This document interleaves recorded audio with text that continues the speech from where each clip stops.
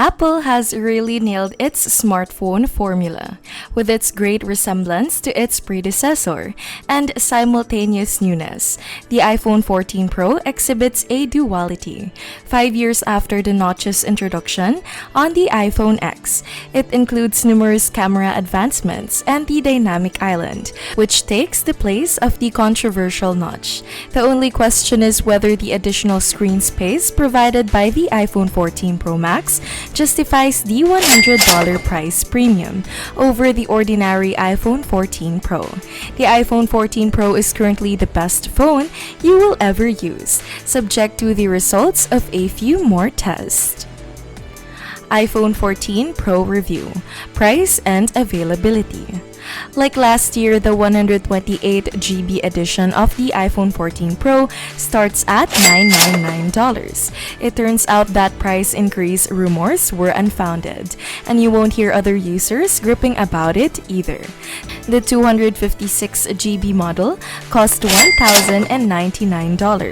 The 512GB model costs $1,299, and the 1TB model costs $1,499. The 1080p limit on ProRes video for the 128GB version still applies, so you might want the extra storage with all the video options. The best price comparison for the iPhone 14 Pro is the Galaxy S22 Plus. Both have high-end screens, potent cameras, and superior processors, and they both start at $999. However, other high-end Android devices including the $749 OnePlus 10 Pro and the $899 Pixel 6 Pro, which is the iPhone's main rival in the photography department, are less expensive than the iPhone 14 Pro. Apple offers a variety of iPhones, with the entry-level iPhone 14 costing $799, the iPhone 14 Plus going up to $899, and the iPhone 14 Pro Max costing $1,099. Even though Apple is reportedly seeking to increase production of the Pro models to keep it with demand, be aware of the tremendous demands for the Pro models. iPhone 14 Pro Review: Design. The dichotomous design of the iPhone 14 Pro: on the surface, it resembles the iPhone 13 Pro quite a bit, but with a larger camera module. Unless you really concentrate, it might be difficult to tell this phone out from its predecessor from the back, despite the fact that the lenses are visibly larger as a result of the changes underneath. On the other hand, Apple's new phone has a very distinctive front design. The pill-shaped dynamic island has taken the position of the missing notch. The outdated iPhone design has finally undergone an update. However, the Face ID notch still makes it larger than those on the top Android devices. Actually, dynamic island is quite fascinating. It's not just an inner tablet versus the hole punch on most Android phones. Additionally, dynamic islands extends in response to your actions, showing animations for a variety of system functions like unlocking, playing music, setting timers, and so on. If you tap and hold the dynamic island while playing music, it'll even turn into a media player. You can access media controls in this way without having to open the notification center, at least until Apple develops under-screen Face ID and under-display cameras get significantly better. Screen's cutouts will be there for a long.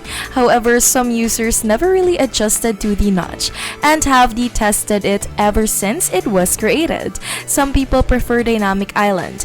It not only looks nicer than the notch, but it also fills the void left by the notch's predecessor by providing useful functionality. The stainless steel frame of the iPhone 14 Pro has a matte appearance, and the back glass is now detachable for simpler, albeit still pricey repairs. The screen is coated in Apple's ceramic shield, adding to its durability.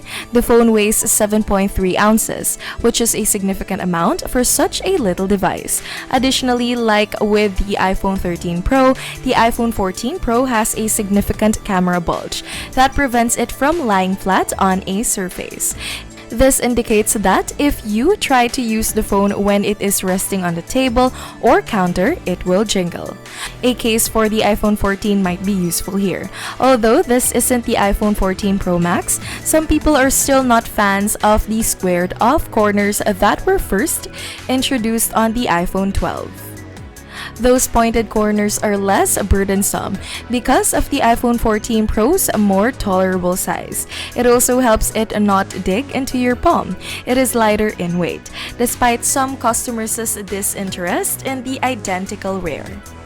The redesigned front appearance of the iPhone 14 Pro is well received. This is the third version of the Apple's squared-off design, which is less ergonomic than a curved back but changes slowly for the company. Although some people are hopeful that the iPhone 15 would return to that design, the iPhone 14 Pro is now more or less the same in most ways. iPhone 14 Pro Review. Display. The greatest smartphone displays are often seen on Samsung and Apple products. That pattern is maintained by the iPhone 14 Pro. In fact, several customers claim that this is the finest phone display they have ever seen. Some consumers claim that they have never liked gazing at a screen more than they do with the iPhone 14 Pro, whether it be for the vibrant colors or the incredible brightness, both indoors and outside. The display of the iPhone 14 Pro somewhat outperformed that of the iPhone 13 Pro, especially in terms of color accuracy and reproduction. Delta E measures that 0 is the ideal value. Despite using robust testing equipment, it failed to reach the 2,000 unit nitpick outdoors brightness in our observations. The 120Hz Pro Motion display, which can drop down to 1 Hz to conserve battery life, is back this year. The new always-on display depends on that as well. iPhone 14 Pro Review. Cameras. This year, Apple made sure that the iPhone 14 Pro received some significant camera advancements. The newest 48MP quad-pixel primary sensor is the most notable of them. The iPhone 14 Pro can shoot a 12MP image that the phone has adjusted to your lighting circumstances with the entire sensor, but with 4 times the ideal thanks to the quad-pixel layout. Even though this feature is not exclusive to Apple's phones, a 48MP image in its whole can be obtained upon request in Pro RAW, which is amazing. With a brand new sensor that is twice as big as the one on the iPhone 13 Pro, the 12MP ultra-wide sensor also receives a bump. Still has a 3 times telephoto lens. Many consumers anticipated Apple would match the Pixel 6 Pro with at least 4 times optical zoom, but they only added a 2 times optical zoom to the primary sensor. As a result, you have 4 zoom options: 0.5x for the ultrawide, 1x and 1x and 2x for the main lens, and 3x for the telephoto. The Photonic engine, a new feature for iPhones this year, is available on all iPhone 14 models. It essentially entails a new computational photography paradigm that incorporates Apple's deep fusion technology earlier in the pipeline, before the frames are compressed to enhance mid and low light photographs. The enhancements of dynamic range by Photonic engine is said to bring out detail in even low light images. There are several upgrades to the iPhone 14 Pro's selfie camera too. Fans have been waiting for autofocus to become commonplace for quite some time. The quicker aperture of the true depth camera, according to Apple, will result in better selfies in low light. iPhone 14 Pro Video. This year, Apple increased its hold on the smartphone video market. Not only does the iPhone 13's cinematic mode, now available in 4K 30fps, return, but the iPhone 14 Pro can also record in ProRes at up to 4K 60fps or 4K 30fps on the 256GB and larger models. Action mode is new this time. In essence, Apple is stating that you don't need a gimbal while recording video while moving around. Therefore, this is maximum stability for video. When the subject of cameraman is running, this is a fantastic use, in contrast to jerky movements that the camera's image stabilization attempted to rectify. Action mode made it appear as though you were simply swaying naturally. Action mode works with Dolby Vision and ProRes and supports up to 2.8K 60 FPS. Additionally, the iPhone 14 Pro has videos with smoother zoom transitions. Zooming in and out on earlier models could be jerky, but the iPhone 14 Pro zooming experience appears to be much smoother. iPhone 14 Pro review. Performance. The new A16 Bionic chipset, produced by Apple Silicon using the new 4nm manufacturing process, is featured in the iPhone 14 Pro. It has a 16-core neutral engine, a 6-core CPU, and a 5-core GPU, with a redesigned display engine, which aids in the new always-on display function, a new image signal processor, and increased power efficiency. It has many advantages over the A15 Bionic from the iPhone 13 Pro. Just have a look at Geekbench's generational improvement to see how far ahead Apple is of Samsung and its Snapdragon 8 Gen 1 processor. Although you'll see that the iPhone 14 Pro and iPhone 13 Pro both achieved the same time in the Adobe Premiere Rush 4K 1080p transcode benchmark. The other test results largely demonstrate minor improvements. The iPhone 14 Pro is a power user's dream in real life. For the majority of jobs, it has more than enough power for days. The iPhone 14 Pro maintains consistently smooth frame rates in every game some users tested, thus gaming is not a problem. The A16 Bionic excels in real-time video editing, even with 4K ProRes material. The phone hardly lags when you use effects and edits while you're on the road. When it comes to applications that specialized in machine learning, the iPhone 14 Pro and Pixel 7 Pro compare favorably. The A16 Bionic has more power than most people actually require, but having more headroom than you'll likely ever use is incredibly satisfying. With the iPhone 14 Pro, you might experience the same sensation of fulfillment. iPhone 14 Pro review. Battery life and charging.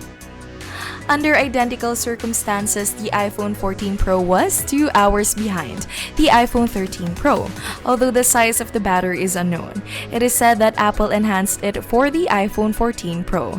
The battery life isn't terrible, but it isn't on par with what you saw last year, or with the iPhone 14 Pro Max. You prefer to see an average of 10 hours. Anecdotally, some consumers report no issue with the battery life of the iPhone 14 Pro. Before you had to recharge it, it had survived hours and hours of photographing, as well as many hours of idle time, and some light use that took care of 2 days, which is no small accomplishments. It's possible that iOS 16 is interfering with our benchmark, so some fans may run another test after Apple releases some patches to fix the update's battery life problems. The fact that Apple continued to use 20-watt cable charging for the iPhone 14 Pro with 15-watt MagSafe and 7.5-watt QI is a huge setback in this regard. According to Apple, a 50% charge may be obtained in 13 minutes. So what can you say about the iPhone 14 Pro reviews? Does it worth the cost? Please let me know by leaving a comment below. And if you enjoyed this video, please press the like button, turn on the notification bell, and subscribe to our channel for more videos like this. Thank you for stopping by to watch. See you in our next video.